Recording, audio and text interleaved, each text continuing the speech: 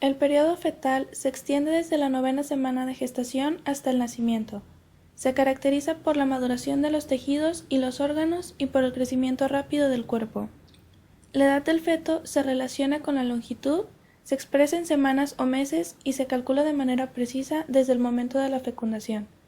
El crecimiento longitudinal se da especialmente durante el tercer, cuarto y quinto mes, mientras que el aumento de peso es más notable durante los últimos 2 meses de gestación.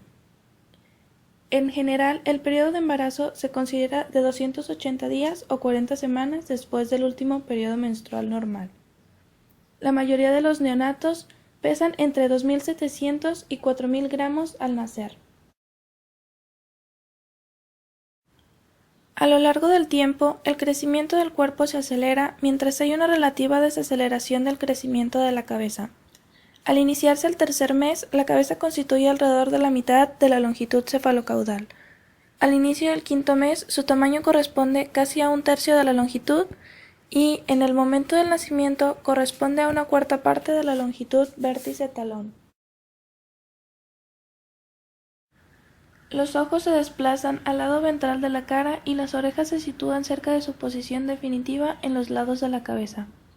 Las extremidades alcanzan su tamaño relativo en comparación con el resto del cuerpo, aunque las extremidades inferiores aún son más cortas y menos desarrolladas que las superiores. Hacia la 12ª semana ya hay centros de osificación primarios en los huesos largos y en el cráneo. Los genitales externos se desarrollan y es posible determinar el sexo del feto. Las asas intestinales, que durante la 6ª semana provocaban la hernia fisiológica en el cordón umbilical, hacia la 12ª semana se retiran dentro de la cavidad abdominal. Al inicio del periodo fetal, el principal sitio de eritropoyesis es el hígado. Hacia el final de la 12ª semana, esta actividad disminuye en el hígado y se inicia en el vaso. Comienza la formación de orina y se elimina hacia el líquido amniótico. El feto reabsorbe parte de este al deglutirlo. Los productos de desecho fetales se transportan hacia la circulación materna al pasar a través de la membrana placentaria. El feto se alarga rápidamente. Su longitud cefalocaudal es aproximadamente de 15 centímetros. La osificación del esqueleto fetal es activa hacia el inicio del 4º mes. Se diferencian los ovarios que contienen folículos primordiales con ogonias. Comienza el descenso de los testículos. Hacia el final del 5º mes, el peso del feto es inferior a los 500 gramos. El feto está cubierto por un vello fino llamado lanungo. El pelo de cejas y cabeza ya es visible.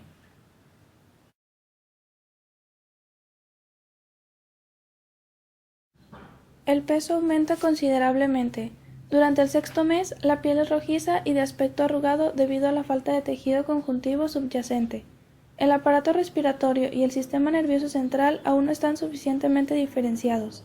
Entre los meses 6 y 7, el feto tiene una longitud cefalocaudal de 25 centímetros.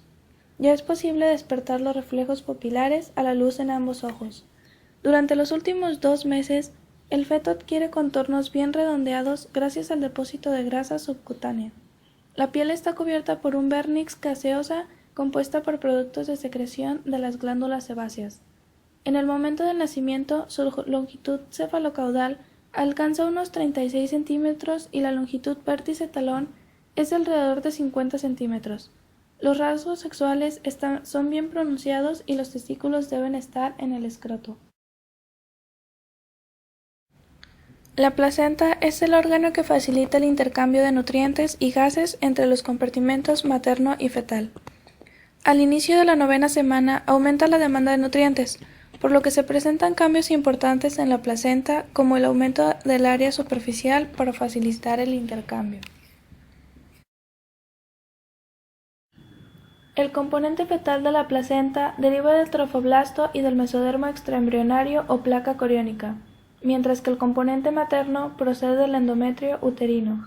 Al inicio del 2º mes, en el polo embrionario, hay numerosas vellosidades que se extienden del mesodermo de la placa coriónica hasta la cubierta del citotrofoblasto. La superficie de las vellosidades está formada por el sincitio, que descansa sobre una capa de células citotrofoblásticas que a su vez cubren el núcleo del mesodermo vascular.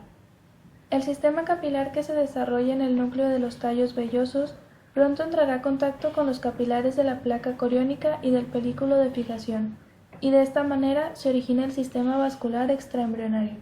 La sangre materna entra en la placenta procedente de las arterias espinales del útero. La erosión de los vasos maternos para liberar la sangre a los espacios intervellosos la realizan las células citotrofoblásticas. Al principio, las vellosidades libres son primitivas, pero al inicio del cuarto mes, las células citotrofoblásticas y algunas células del tejido conjuntivo desaparecen. Entonces el sincitio y el endotelio son las únicas capas que separan la circulación materna de la fetal. Durante las primeras semanas, las vellosidades cubren toda la superficie del corión.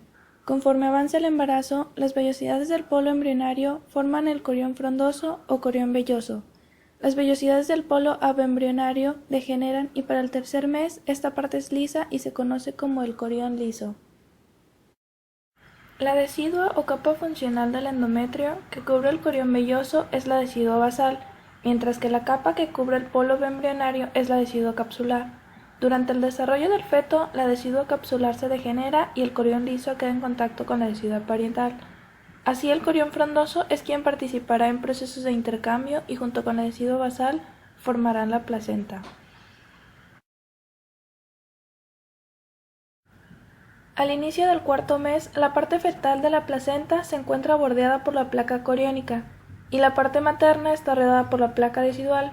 En la zona de unión se mezclan los trofoblastos y las células deciduales, y para este momento las células citotrofoblásticas ya han degenerado. Entre las placas coriónica y decidual están los espacios intervellosos llenos de sangre materna. Estos derivan de las lagunas del citotrofoblasto y están revestidos con sincitio de origen fetal.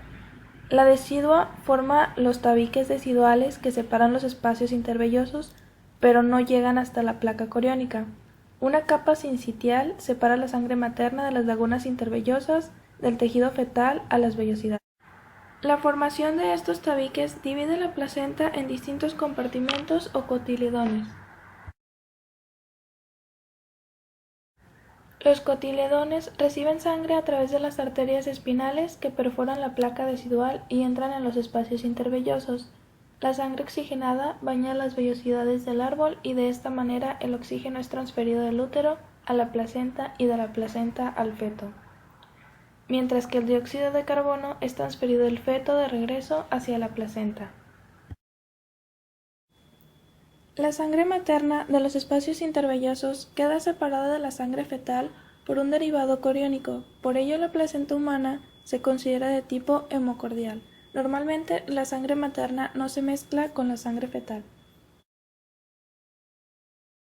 Intercambiar productos metabólicos y gaseosos entre el torrente sanguíneo materno y fetal y producir hormonas.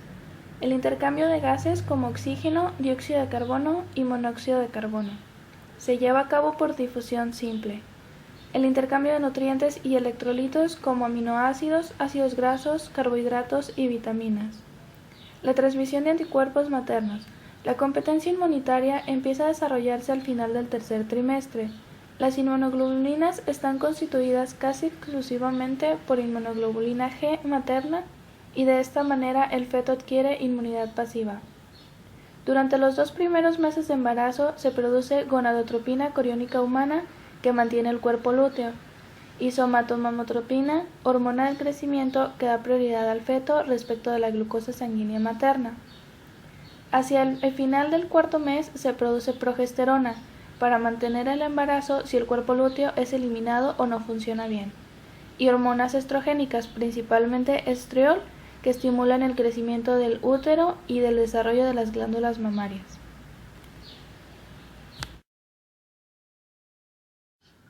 La línea de reflexión entre el amnios y el ectodermo embrionario es el anillo umbilical primitivo. Durante la quinta semana pasan a través del anillo el pedículo de fijación que contiene el alantoides y los vasos umbilicales, formado por 2 arterias y una vena, el conducto vitelino acompañado por los vasos vitelinos y el conducto que conecta la cavidad intraembrionaria con la extraembrionaria. Cuando el alantoides y los conductos vitelinos y sus vasos se han obliterado, el cordón solo quedan vasos umbilicales rodeados por gelatina de Wharton, que protege a los vasos sanguíneos.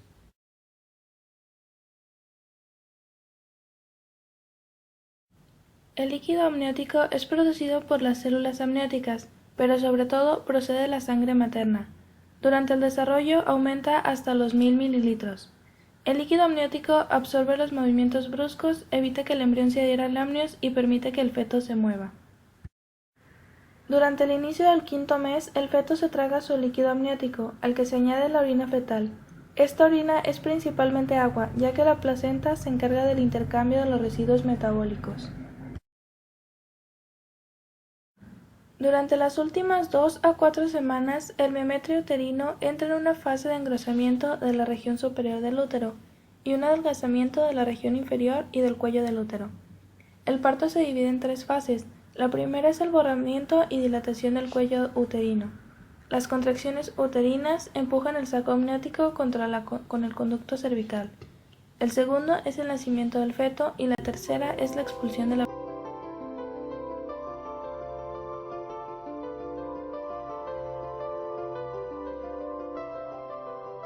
A las 40 semanas de la última menstruación, el feto ya está preparado para nacer.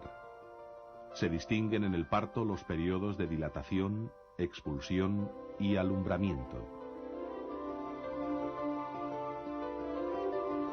Al final de la gestación, el útero está sobredistendido. Esa elongación del músculo es una de las causas de la aparición de las primeras contracciones, junto con las acciones hormonales materno-filiales. Esas contracciones provocan la dilatación del cuello uterino.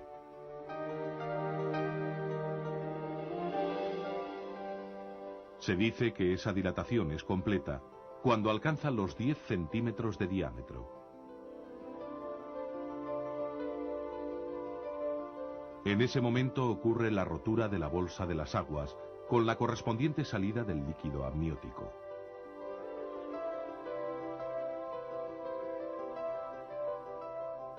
Producida la rotura de la bolsa de las aguas, las contracciones cesan por un momento hasta que el útero se adapta a la nueva situación.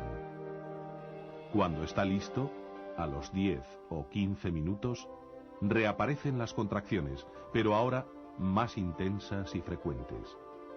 Comienza entonces el periodo expulsivo.